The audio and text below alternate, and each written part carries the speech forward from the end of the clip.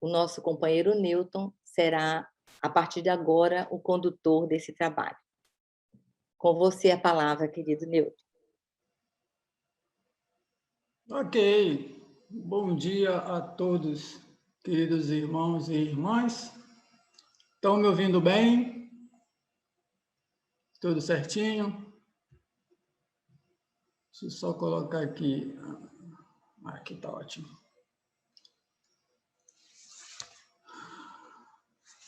Bom, gente, é com muita alegria que aceitamos mais uma vez o convite de Jesus. Agora para falar de um de seus fiéis servidores e fazer parte deste banquete espiritual junto com vocês e contribuir no despertar das consciências, doando a nossa melhor parte. O nosso desafio de hoje é prestar uma singela homenagem. Deixa eu já compartilhar minha tela aqui.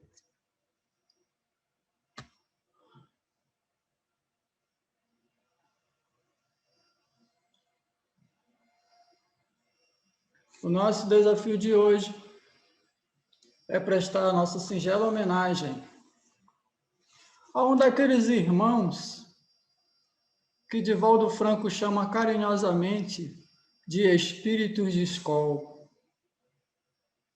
Espíritos irmãos que já alcançaram a sua libertação, que já encontraram o reino de Deus dentro de si mesmos. E que Jesus, periodicamente, envia ao solo terreno para iluminar os nossos caminhos e nos lembrar da necessidade de praticarmos o seu Evangelho Redentor em toda a sua pureza. Peço que sejam carinhosos comigo pelos possíveis equívocos, o que considero natural e espero compreensível, apesar do nervosismo escondido. Sejamos amparados e inspirados pelos benfeitores da Casa de Bezerra de Menezes e que o nosso irmão homenageado de hoje nos perdoe se não conseguirmos alcançar toda a sua grandeza de apóstolo da caridade e fiel servidor do Cristo. No livro Árdua Ascensão, do espírito Victor Hugo, o autor da obra-prima Os Miseráveis, obra-prima da literatura universal, através da psicografia de Divaldo Pereira Franco, nos revela que o Espiritismo veio para o Brasil seguindo diretrizes que foram determinadas muito antes da encarnação de Kardec, lá na França. E que, posteriormente, espíritos franceses de outras terras encarnariam no Brasil para receberem e ajudarem na divulgação da doutrina consoladora.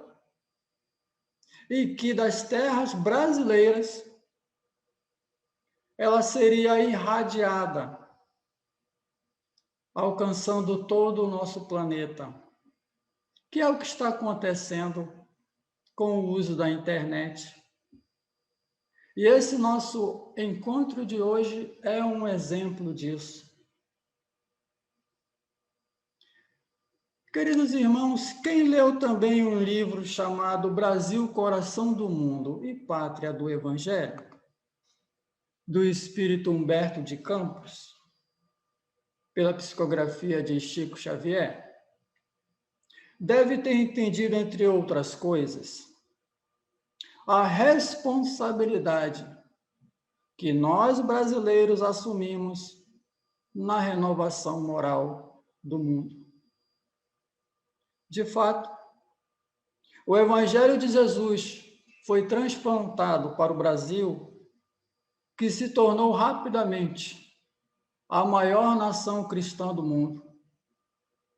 E segundo o último censo de 2010, a maior nação espírita do mundo.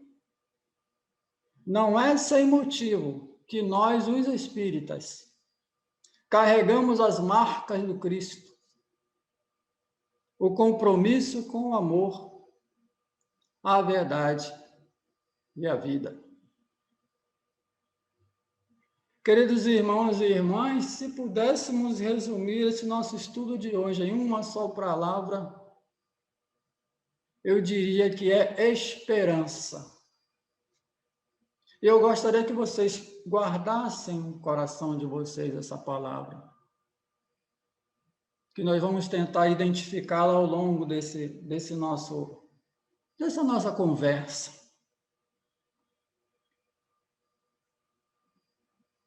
Tudo evolui obedecendo à lei de progresso. São chegados os tempos previstos nas Escrituras e que Jesus sintetizou na parábola do joio e do trigo. A humanidade, apesar de promover a sua evolução intelectual, esqueceu-se que só sobreviveu aos desafios do tempo porque seguia as diretrizes ético-morais preconizadas pelas filosofias. De uma nebulosa, Jesus criou o nosso planeta, dando-lhe características de paraíso, entre aspas. A nossa Mãe Terra vem sofrendo as transformações preparatórias para novos tempos, novos rumos. De mundo primitivo a mundo de provas e expiações, onde o mal ainda impera, é bem verdade, com todo o seu furor, mas no momento encontra-se no ápice do seu processo renovador para escalar mais um degrau, para tornar-se um mundo de regeneração. Um mundo onde o bem, o amor e a paz vão imperar com todo o seu esplendor, conforme previsto no Apocalipse de João, capítulo 21, que diz assim: Depois vi um novo céu e uma nova terra. O primeiro céu e a primeira terra tinham desaparecido e o mar já não existia mais. Vi também a cidade santa, a nova Jerusalém, que descia do céu da parte de Deus. Ela estava vestida como uma noiva enfeitada para o seu marido. Então ouvi uma voz forte, que vinha do trono dizendo: Agora a morada de Deus vai ser com os homens. Deus habitará com eles e eles serão povos de Deus. Então, o próprio Deus estará com eles e eles lhes será por Deus. Deus enxugará todas as lágrimas de seus olhos e a morte já não existirá mais. Não haverá mais luto, nem choro, nem dor, porque as coisas velhas já passaram. Vejam, queridos irmãos e irmãs, se essa mensagem não é uma mensagem de esperança. Então, por que não começarmos a alegrar os nossos corações e confiarmos e acreditarmos nas promessas do Cristo? No entanto, as palavras de Jesus precisam ser atualizadas no espaço e no tempo. Nesse sentido, como compreender?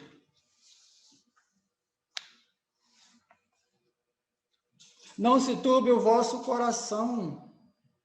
Credes em Deus, credes também em mim. Na casa de meu pai há muitas moradas. Se não fosse assim, eu vos teria dito, vou preparar-vos lugar. Jesus nos fala de dois tipos de moradas. Moradas nos dois planos da vida. O plano material físico e no plano espiritual. No plano físico, as moradas podem ser os planetas, as estrelas, as luas. No plano espiritual, são as cidades espirituais, as colônias espirituais. Quando falamos em planeta Terra, deveremos também considerar a sua psicosfera. Essa região do invisível. Mas vejam, Deus é espírito. Espíritos são os seus filhos, gerados da energia cósmica que envolve os mundos. Tudo é energia e tudo vibra em diferentes frequências. E porque vibram em diferentes frequências, que vamos encontrar diferentes campos vibracionais.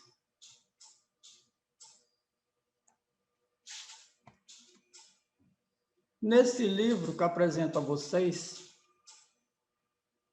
As Sete Esferas da Terra, o autor Mário Frigeri, como outros livros também falam, nós vamos encontrar informações sobre essas regiões aí do desenho. Regiões espirituais que circundam a nossa Terra, que caracterizam vários níveis de desenvolvimento da espiritualidade. E, em especial, aqui onde está a setinha indicando o nosso lar, nós vamos ficar mais nessa região aqui, regiões umbralinas, chamadas umbrais. E Mário Frigeri, ele caracteriza essas regiões da seguinte forma. Essa região próxima à crosta terrestre é habitada por milhões de espíritos que partilham com as criaturas terrenas as condições de habitabilidade da crosta do mundo. É um constante intercâmbio. Por isso, quando perguntado se os espíritos influenciam nas nossas existências, os espíritos responderam muito mais do que imaginas.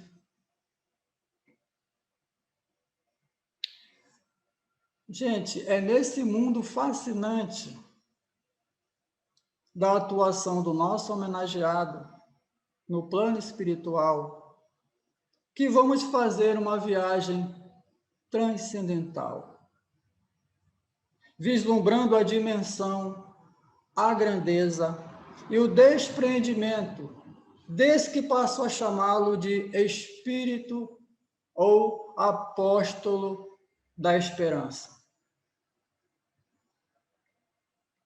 Mas antes, vamos relembrar rapidamente de pelo menos 4 encarnações desse Espírito, que vão nos apresentar algumas características que poderão ser identificadas na sua última encarnação. A primeira delas está nesse livro, Ele Já é Espírito, através da médium Corina Novellino, vai nos revelar que ele foi um jovem chamado Marcos, que conheceu Jesus ainda na sua juventude, na sua adolescência, e recebeu de Jesus as primeiras orientações sobre a sua missão. Depois ele foi já no século II. Eu botei século I, gente, mas ele estava na época ali de Jesus. Né? Não tem século zero, então eu botei século I. No século II, eu não tenho a imagem aqui, e nem vídeo, e nem áudio. Ele foi aprendiz de Inácio de Antioquia. Inácio de Antioquia foi discípulo de João o Evangelista. Guardem essas informações. Estão anotando? Espero que estejam anotando. No final vai ter uma provinha básica para quem aprendeu tudo direitinho. Então, esse espírito conheceu João o Evangelista nessa segunda encarnação. A próxima, nós fomos retirar desse livro, Ave Cristo, do Espírito Emmanuel, na psicografia de Chico Xavier. Ele vai aparecer como um escravo romano, escravo em Roma, chamado Rufo, lá no século III. Também, como Marcos, seguia as orientações do Mestre Jesus. Nessas 3 encarnações que eu citei, esse espírito foi martirizado por seguir a doutrina do Cristo. A próxima encarnação que vai nos aparecer é esse aqui. Aqui já temos a fotinha do moço. Surgiu na Suíça como Johann Caspar Lavater. Ele é chamado de o pai da ciência, de uma ciência chamada fisionomonia. Não consegui decorar, que é a ciência que procura conhecer a personalidade das pessoas através dos seus traços fisionômicos. A curiosidade desta encarnação é que ele é também considerado um precursor do espiritismo. Foi aluno de Pestalozzi, assim como Kardec. Só que antes da doutrina espírita surgir de Kardec, ele era médium psicógrafo. Ele desenvolveu umas ideias para a época muito avançadas. Ele, por exemplo, conheceu o imperador Paulo I, a imperatriz Maria da Rússia, numa das viagens que eles fizeram à Suíça. E Lavater começou a falar para ele sobre espiritualidade, sobre o que acontece com a alma depois da morte, enfim. E, posteriormente, ele escreveu 6 cartas à imperatriz, falando basicamente sobre isso, sobre o estado da alma depois da morte, sobre a comunicação dos espíritos, da relação entre os planos da vida, o visível e o invisível, e sobre mediunidade intuitiva. Essas cartas estão contidas na Revista Espírita de 1868. Foram descobertas lá na Rússia e enviadas para a França. Cópias, né? Todo esse cabedal de conhecimentos, essas experiências, esse espírito trouxe para a sua última encarnação.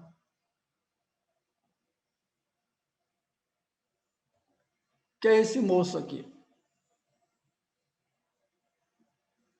Ele vai reencarnar em 1º de maio de 1880, na pequena cidade mineira de Sacramento, em Minas Gerais. Resumo da ópera: era um católico fervoroso, membro da congregação de São Vicente de Paulo, na sua cidade, mas em 1905 ele converteu-se ao espiritismo. Ele tinha um tio chamado Tio Senhor Mariano, que era espírita. Ele tentou convencer o tio a sair dessa seita do demônio. resolve ir a uma reunião mediúnica.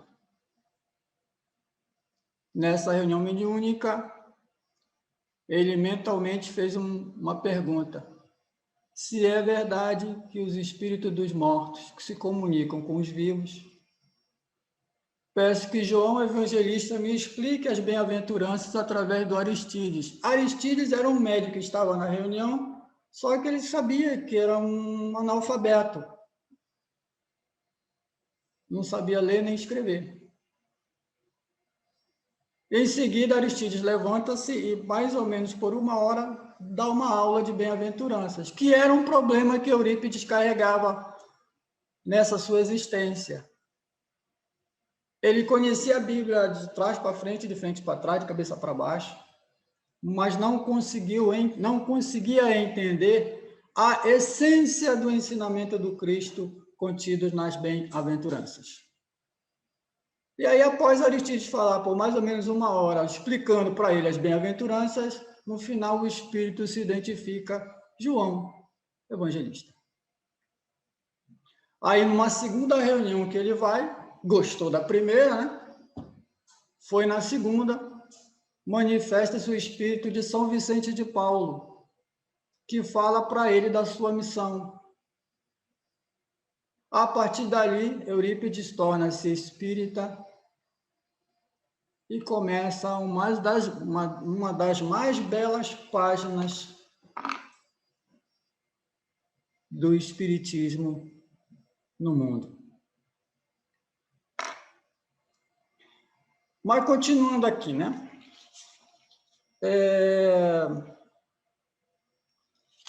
Ele começa a fazer o seu trabalho de caridade, começa a desenvolver vários tipos de mediunidades, inclusive umas consideradas raras, como a bicorporeidade e a de desdobramento. Tornou-se posteriormente político e realizou muitas benfeitorias lá na sua cidade. Ele criou uma farmácia homeopática onde dava remédios de graça. Criou um colégio, primeiro o Liceu Sacramentano, depois Colégio Allan Kardec, sob a orientação de Maria. Eu estou passando rápido assim, porque a segunda parte eu acho que é melhor que a primeira. Essa daqui todo mundo já domina. Tem muita literatura a respeito, então eu estou voando assim, tá, gente? Mas para termos uma ideia da grandeza desse espírito, ele conversava com Jesus, assim no tete-a-tete, com Maria, com João Evangelista. Praticamente todos os discípulos do Mestre. Percebam a grandeza que esse nosso irmão alcançou. Foi um médium extraordinário. Ele desencarnou a 1º de novembro de 1918, aos 38 anos. Não precisou de muito tempo, não, para realizar uma grande obra. Vítima da gripe espanhola. Exemplo da sua mediunidade, ou das suas mediunidades. Tem o caso clássico da bicorporeidade, que é o do parto. Contam as testemunhas, seus alunos, que ele, no colégio, dando aula, de repente ele parava e entrava num transe profundo. Seu espírito se deslocava até uma fazenda, um sítio, uma casa muito distante, onde tinha uma mulher, uma senhora, em trabalho de parto. Ele se materializava lá, realizava o parto, sob o amparo do Dr. Bezerra de Menezes, que é quem fazia o parto, ele servia de médium para Dr. Bezerra. Realizava o parto, voltava para a sala de aula e continuava a aula. E uma das narrativas bem curiosas é que, quando ele voltou de uma desses partos, ele falou para os seus alunos, olha, eu fui para tal lugar, realizei um parto difícil, o esposo da senhora está vindo me chamar, desceu do cavalo agora na frente do colégio, está subindo a escada, vai bater na porta, e aí bateu na porta. Aí abri a porta, era o professor Eurípides, vai ajudar minha esposa, que está em trabalho de parto, não sei o que. Não, mas eu já fiz o parto. O homem não acreditou, levou ele lá na fazenda, no sítio, lá na casa lá. Aí a esposa disse assim, mas doutor Eurípides, não precisava ter retornado. Eu estou bem com a criança. Esse é só um dos casos que ele se desdobrava. É semelhante a um caso registrado pela Igreja Católica de Santo Antônio de Pádua, que estava num culto, numa missa, e o pai estava sendo condenado numa outra cidade, e Santo Antônio de Pádua vai até essa cidade, defende o pai e retorna para a missa lá. Mas vamos aqui. O segundo caso de mediunidade de Eurípides Barçanufo, que eu achei bastante curiosa, são milhares de casos, gente, são muitos. Mas esse aqui me chamou a atenção pelo amai os vossos inimigos. Ele conquistou alguns inimigos que desejaram matá-lo. E num dia, 2 jagunços foram até a casa onde ele estava. Um ficou atrás de uma moita e o outro, olha, eu vou bater lá na porta. Quando ele aparecer, tu dá um tiro. Só que quando o jagunço chegou à porta, a porta já abriu. Era Eurípides, com um frasco de um antídoto na mão. Olha, dá esse remédio aqui para o teu amigo que está atrás da moita, que ele foi picado por uma cobra venenosa. O moço ficou sem entender nada, mas foi. Quando chegou lá, realmente, o rapaz que ficou atrás da moita para matar Eurípides tinha sido picado por uma cascavel. Então, ele tinha presciência, ele tinha evidência muito aflorada. E o último caso é o caso do Carlos. Carlos era um homem leproso que morava fora da cidade de Sacramento, bem distante, sozinho. Hoje sabemos que a lepra nós chamamos de... esqueci o nome agora. Me ajuda aí, pessoal. Esqueci, mas vamos lá. Fugiu a palavra. Então, uma noite estava ele em reunião. Hanseníase. Voltemos. Eurípides tinha acabado uma reunião, estava com o tio Senhor à noite. De repente, ele vira para o tio Senhor e diz, tio, quem é Carlos? Aí o tio dele pensou, Carlos é um homem que mora sozinho, distante, porque ele é leproso. Aí Eurípides disse, tio, precisamos ir visitar Carlos, porque ele está há 3 dias sem comer e sem beber. Aí o tio dele diz assim, então tá bom, de manhã cedo a gente sai. Não, tio, temos que ir agora. Mas Eurípides, é tarde, é noite, a estrada é perigosa, é mata fechada. Eurípides diz assim, mas nós não estamos a serviço de Deus? E aí pegam seus cavalos, naquela época era cavalo, pegam algum alimento, água e partem para a casa de Carlos. Então, ao chegar lá, realmente Carlos estava só à espera da morte. 3 dias sem comer e sem beber. Alimentam Carlos, conversam bastante com ele, e nas despedidas, Eurípides beija-lhe a testa. E Carlos fica curado da lepra. É a sua primeira cura. Lembra também o caso de São Francisco de Assis, que também beijou um leproso. Acredito, queridos irmãos e irmãs, que Eurípides Barçanufo, depois de compreender finalmente a tal das bem-aventuranças, ele se tornou um grande exemplo da prática das diretrizes oferecidas por Jesus à humanidade. Ou seja, a prática da caridade, como a maior expressão de amor cósmico, divino. Até aqui nós apenas lembramos de algumas informações que estão, como já falei, disponíveis em vastíssimo acervo sobre sua vida e obra, em especial da sua última encarnação. No entanto, indo um pouco mais além, no além, vamos encontrá-lo trabalhando no plano espiritual, nos intervalos de suas encarnações e a partir desta última, com mais intensidade. Vejam, quando um espírito encontra o reino de Deus dentro de si mesmo e já alcançou o alto nível de desenvolvimento intelecto-moral, ele naturalmente deve ascender a mundos melhores. Então, já no final dessa sua última encarnação, o Espírito São Vicente de Paulo o levou em desdobramento para conhecer a sua futura morada nos planos superiores. Mas, porém, contudo, todavia, entretanto, Eurípides Barçanufo mora aqui pertinho de nós,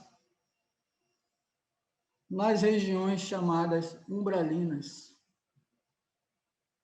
O que nos fez lembrar em muito o caso do Dr. Bezerra, que também abdicou de ir para o paraíso para continuar aqui entre nós, por amor à humanidade, por amor ao Cristo.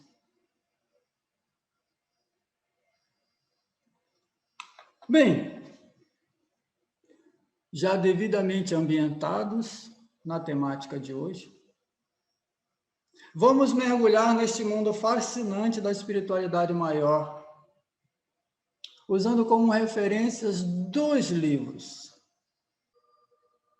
inspirados por outro espírito abnegado, Manuel Filomeno de Miranda, que foi um espírita baiano na sua última encarnação. Ele editou vários livros sobre o tema obsessão. Além do livro que vamos ver daqui a pouco, chamado Tormentos da Obsessão, os 4 últimos são Transição Planetária, Amanhecer de uma Nova Era, Perturbações Espirituais e o último lançado no ano passado, em 2020, No Rumo do Mundo de Regeneração, que será o próximo sobre o nosso olhar.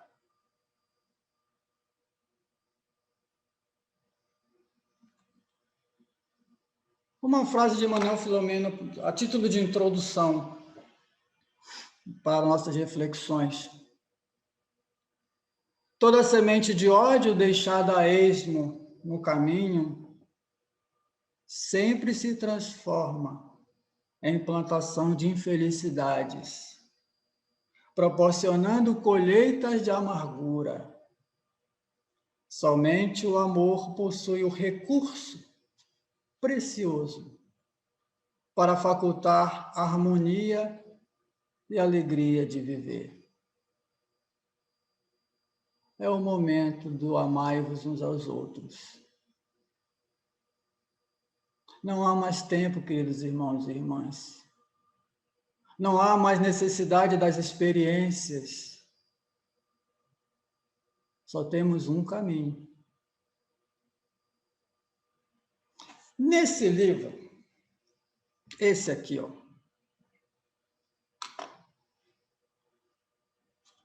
Manuel Filomeno de Miranda vai nos falar que ele foi convidado por Dr. Bezerra de Menezes a visitar essa colônia espiritual chamada Nova Esperança. Nessa colônia é que reside Eurípides Barçanufo. Nessa colônia, Eurípides Barçanufo criou um hospital, o Hospital Esperança. E nessa colônia tem um educandário chamado, coincidentemente, de Educandário Allan Kardec. Esse hospital foi erguido entre as décadas de 1930 e 1940. E a história é curiosa. Eurípides Barçanufo estava muito preocupado com a questão dos espíritas fracassados, que na linguagem eles chamam espiritistas naquela época. Irmãos que fracassaram no seu trabalho de divulgação da doutrina, palestrantes que corromperam pela palavra, médiuns que negociavam os dons divinos, deixaram-se levar pela vaidade, pela ganância, pela ambição, e chegavam na espiritualidade em profundos estados em processos obsessivos profundos. Eurípides Barçanufo, preocupado com esses irmãos, pensou em criar esse hospital. Solicitou a espiritualidade superior a ele que intercedesse junto a Jesus e levasse a sua súplica, o seu pedido. E Jesus atende o seu pedido.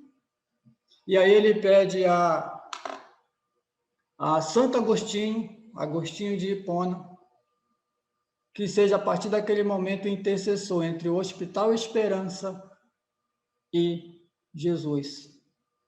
Nesse hospital, ele juntou um grupo de psiquiatras, psicólogos, terapeutas, estudiosos da psique, da mente humana. E lá nesse hospital, além de atender os irmãos necessitados, em processos de loucura extrema, autismo, esquizofrenia, autopunições, consciências autopunitivas, fixações mórbidas, delírios graves, tudo isso, todos esses casos são atendidos lá. Também é um hospital-escola, muitos estudiosos, muitos candidatos à medicina terrena, em desdobramento através do sono, vão até esse hospital para fazer suas pesquisas, seus estudos. E lá se apresenta um espírito da estirpe de Felipe Pinel, Mesmer, Freud, Jung e tantos outros. Eles vão para lá estudar como melhorar os tratamentos para essas pessoas, para esses espíritos. Lá usa-se os métodos de tratamento, musicoterapia, prece-terapia, amor-terapia, água fluidificada, entre outros. E ele Eurípides Barçanufo dirige esse hospital. Eurípides Barçanufo também na espiritualidade, gente. Ele participa da caravana da Rainha Isabel de Portugal. A Rainha Isabel de Portugal, uma serva de Maria, Mãe Santíssima, periodicamente vai a umas regiões da espiritualidade inferior, chamadas furnas, em operação de resgate aos irmãos que lá se encontram. As furnas são como se fosse um pântano. E lá, se você lê o Inferno de Dante, ou a Divina Comédia, uma coisa assim, você vai ter uma pequena noção do que é essas regiões umbralinas, essas regiões infernais, digamos assim. Esses espíritos estão dentro de um pântano, no lodaçal, e ela vai lá resgatá-los, aqueles que já estão no processo de arrependimento, de renovação. Eurípides Barçanufo participa dessas suas caravanas. Eles levam redes magnéticas e jogam como se estivessem pescando. E aí esses espíritos se agarram a essa rede. Aqueles que estão tendendo a se renovar conseguem ser retirados, os outros não. A rede se desmancha, eles voltam a afundar nesta lama. O que nos faz lembrar uma imagem curiosa dos evangelhos. Jesus, quando foi juntar os 12, ele chegou perto de pescadores. Ele disse assim: segue-me e eu vos farei pescadores de homens. A caravana da Rainha Isabel são os pescadores de espíritos sofredores.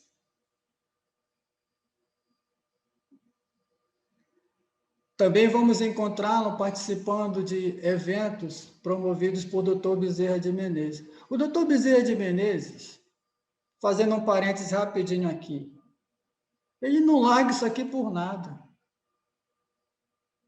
Vira e mexe, o Dr. Bezerra está Brasil afora, trabalhando na caridade.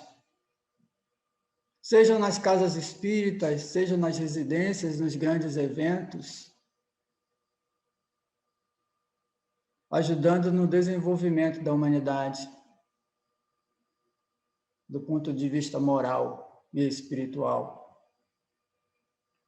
E Eurípides Barçanufo, sempre que pode, o acompanha. Nós vamos encontrá-los trabalhando juntos num livro Amanhecer de uma Nova Era, de Manuel Filomeno de Miranda. Nesse livro aqui, Tormento e Obsessão, voltando para cá, fechando parêntese, deixa eu ver que horas tem aqui. Ah, meu Deus, tem que correr. Algumas frases de Eurípides que eu considero autoexplicativas. Todo o conhecimento superior que se adquire visa o desenvolvimento moral e espiritual da humanidade. É para isso que serve a inteligência, para evoluir. Em época alguma, em lugar nenhum, deixou de brilhar a chama da esperança em nome de nosso Pai, que enviou os seus apóstolos ao planeta a fim de que todas as criaturas tivessem a mesma chance de autorrealização e de crescimento interior. Nunca nos faltou amparo. Quem assume o compromisso com Jesus através da revelação espírita não se pode permitir o luxo de o abandonar na curva do caminho e seguir a sós soberbo, condominador, porque a morte aguarda no próximo trecho da viagem e o surpreenderá conforme se encontra. Essas frases foram tiradas deste livro porque trata exatamente dos espíritas que abandonaram Jesus na hora do testemunho. Vamos entrar no próximo livro, No Rumo de Regeneração, que é o último. E aí uma frase que eu parava aqui. Essa frase me impactou muito. O amor ilumina a alma que deseja amar, de Manuel Filomeno de Miranda. Dava uma palestra isso daí, eu acho que até um seminário, mas vamos seguir em frente aqui. Esse é o livro, No Rumo do Mundo de Regeneração, que vai nos falar basicamente sobre o que está acontecendo no plano espiritual através do advento da pandemia da Covid-19. Opa, volta aqui.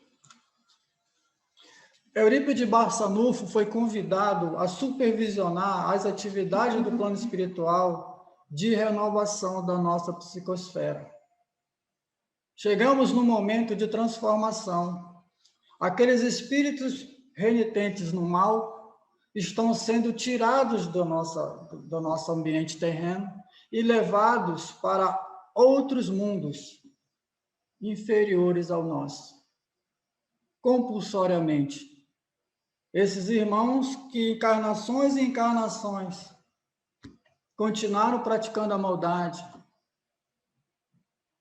não mais terão oportunidade de permanecer entre aqueles que aqui ficarem. Porque no mundo de regeneração, o bem vai imperar, a paz, o amor, a fraternidade. Então, nesse livro, nós vamos tomar conhecimento de regiões chamadas Furnas. E o livro vai narrar uma região que fica ali nas montanhas de Minas e Goiás, por ali. Ele diz que tem uma grande caverna, e no fundo dessa caverna, a espiritualidade inferior criou uma verdadeira cidade de milhares de espíritos. E por determinação de Jesus, essa cidade inteira foi retirada, junto com os espíritos que lá estavam. À exceção de alguns que ainda puderam reencarnar e estão reencarnando. E Eurípides Barçanu foi convidado a supervisionar as atividades, isso está acontecendo no mundo inteiro, as atividades nas regiões Sul, Centro e Nordeste, porque ano passado comemoramos 140 anos do seu desencarne. Então, esse espírito está trabalhando, orientando, coordenando as atividades no plano espiritual de renovação. Equipes de espíritos superiores a nós estão atuando nos hospitais, nas casas de saúde, nas instituições religiosas, amparando aqueles espíritos que estão sucumbindo, vítimas da Covid, dentro do processo natural de desencarnação, ou compulsoriamente, porque a frequência, o padrão vibratório que o nosso mundo está alcançando dentro do processo evolutivo, esses espíritos não mais poderão permanecer aqui.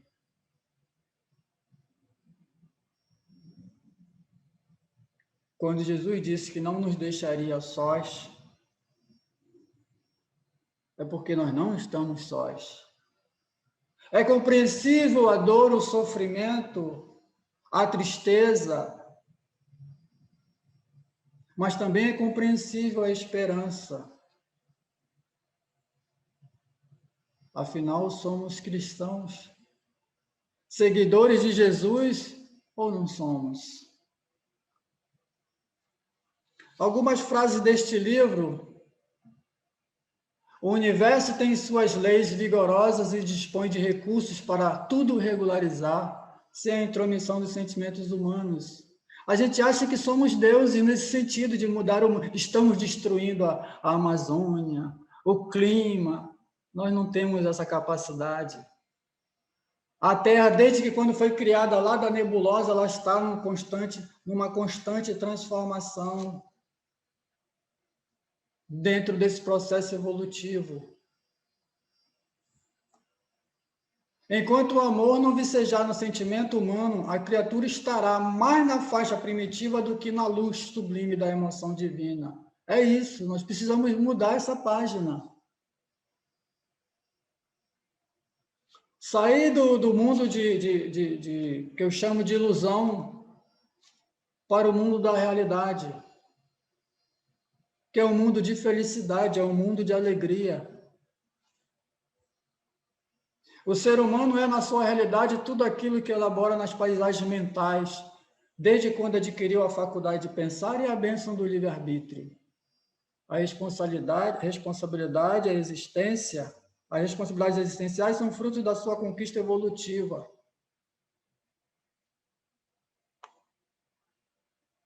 O cérebro como um dínamo gerador de forças impulsionadas pelo pensamento.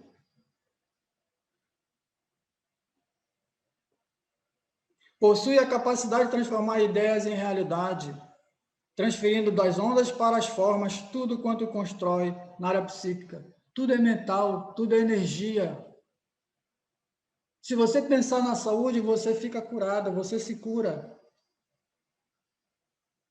Se você se agarrar ao mecanismo da prece, da oração, você receberá os benefícios dessa energia que mantém o nosso mundo flutuando no espaço. Todo o espaço na mente deve sempre estar acionado por objetivos edificantes, nos quais os sentimentos se aprimoram e a vida se exalta. É parar de se alimentar de coisas ruins, de coisas tristes.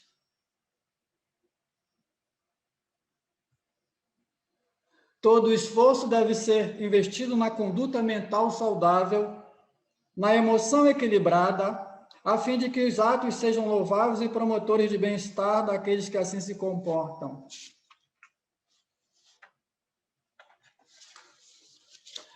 A Egorina Cunha, sobrinha de Eurípides, nos fala, no livro Imagens do Além, que Chico Xavier confidenciou a ela que Eurípides Barçanufo construiu na espiritualidade várias colônias.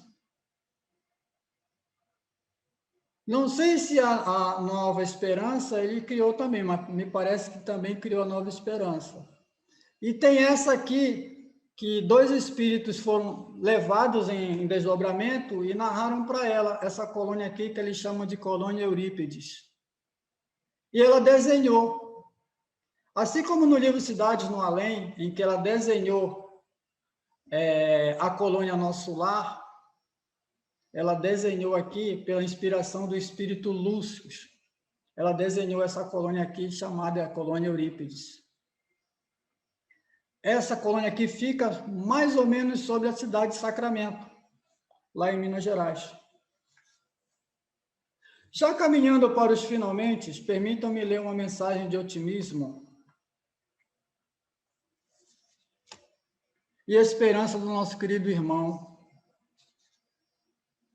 Aos ceareiros da verdade e do bem, meus amigos, que a paz do Senhor nos fortaleça o coração na grande jornada. O Espiritismo cristão é a porta de luz que se abre à humanidade. Amigos, nunca nos cansaremos de vos conclamar ao serviço da verdade e do bem. Falando-vos, guardamos a impressão de endereçar a palavra às fileiras da frente, àquelas que sustentam as lutas mais ásperas, que sofrem o mais perigoso assédio das forças das trevas. Conhecemos a dificuldade e a dor, o fel que vos amarga o coração ante os ataques da sombra. Entretanto, meus irmãos, somos os felizes depositários da fé viva, lutadores que se rejubilam com as chagas e encontram benditas claridades nas lutas de cada dia, porquanto nos encontramos a serviço daquele que é a luz dos séculos terrestres. Inúmeras escolas religiosas foram chamadas a servi-lo. No entanto, esquecem-se os seus expositores do trabalho universal da paz e do amor com o Cristo, perdendo-se nos terríveis desfiladeiros do sectarismo destruidor. Procuraram Jesus através das dissensões e separatividades, como se não fossem de Deus, como se não bastassem quase 2.000 anos de ódio sanguinolento e separação entre as criaturas de Deus. Nossa tarefa é mais alta. Propomos-nos a atender ao chamado do Mestre através da nossa própria renovação. Buscamo-lo acendendo a nossa luz interior para que a nossa existência se constitua em pregação viva do Evangelho da redenção. Não alimenteis qualquer dúvidas.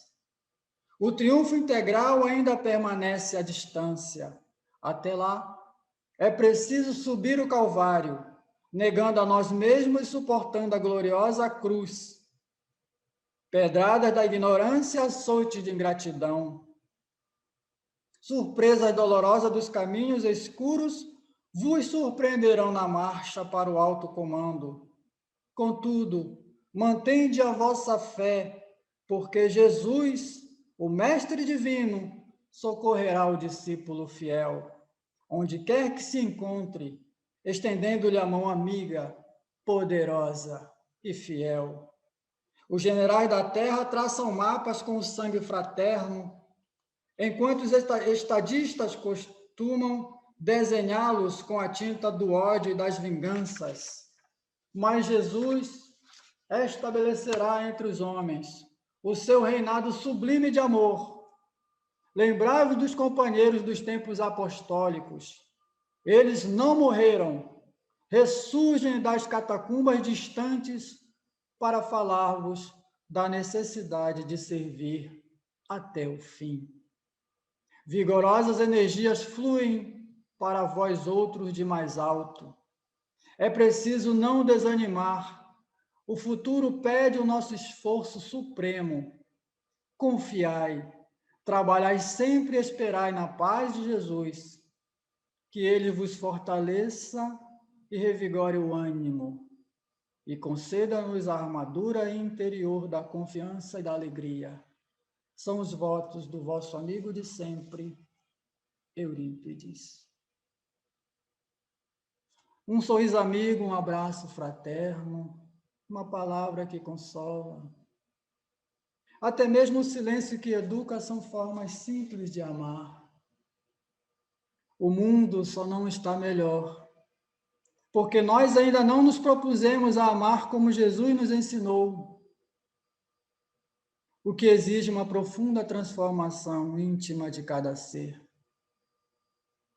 Porque toda a maldade, toda a dor, todo o sofrimento são frutos do nosso orgulho ou egoísmo, que Jesus não cansa de combater através da sua mensagem redentora e dos seus mensageiros do bem. Lembram? Credes em Deus? Credes também em mim. O mundo está bem melhor do que antes, queridos irmãos e irmãs, e vai continuar sua jornada evolutiva. É nosso dever sintonizar com o bem, a paz e com a luz. Essa tempestade vai passar e um novo dia anunciará os novos tempos. Confiai e orai. Queridos irmãos e irmãs, me alonguei bastante. Gratidão é o sentimento que nos move neste momento. Agradecemos a Deus, nosso Pai, de amor e de bondade, pela oportunidade da vida. A Mãe Maria Santíssima, que nos envolve com seu manto de amor. Ao querido irmão Eurípides Barçanufo, que para nós sempre será o apóstolo da esperança, pelo seu exemplo de dedicação e fidelidade ao Mestre Jesus. A Bezerra de Menezes, patrono da nossa casa, aos amigos e benfeitores espirituais que nos inspiraram e nos deram esta oportunidade, e aos irmãos e irmãs que nesta manhã doaram o seu precioso tempo para nos ouvir. E em reconhecimento aos guias de nossas almas, pelo seu amor à humanidade sofrida, Senhor, permita-nos te suplicar, através das palavras singelas do teu servo humilde e fiel. Médico de nossas almas, apresentamo-nos com as nossas dores e queixumes à tua misericórdia. Como filhos pródigos de volta ao lar paterno, e tu, irmão incomparável, nos recebestes com júbilo e compaixão, envolvendo-nos nos teus recursos terapêuticos, libertadores. Desnudamo-nos, abandonando os atavios da mentira e da farsa, e não nos censuraste, nem nos acusaste de queda ou delito. Percebeste as chagas do nosso sentimento e colocar-te o bálsamo curador, que agora nos diminui a confiança, ajudando-nos na recomposição. Ensejar-te-nos a oportunidade de trabalhar na tua vinha, e embora sabendo que não correspondemos à confiança, não nos cobrar-te o dever interrompido ou o fracasso cometido. Somente tiver-te compaixão para com a nossa defecção e bondade para facultar o nosso soerguimento. Eis-nos novamente de pé, aguardando o que queiras que façamos, já que ainda não sabemos discernir após o torvelinho que nos visitou. Agradecemos-te, compassivo benfeitor, e nos rejubilamos por estarmos despertos, preparando-nos para novos cometimentos, nos quais esperamos triunfar. Permanece conosco, particularmente com o náufrago que alcança esta praia de amor, por onde passas, qual acontecia na Galileia do passado, a fim de recolheres os combalidos, os cansados, e colhidos pelas ondas furiosas das forças inesperadas e poderosas. Inundados de júbilo, louvamos-te, e reconhecidos, pedimos-te que abençoe a tarefa que ora encerramos. Que assim seja. Paz e bem a todos.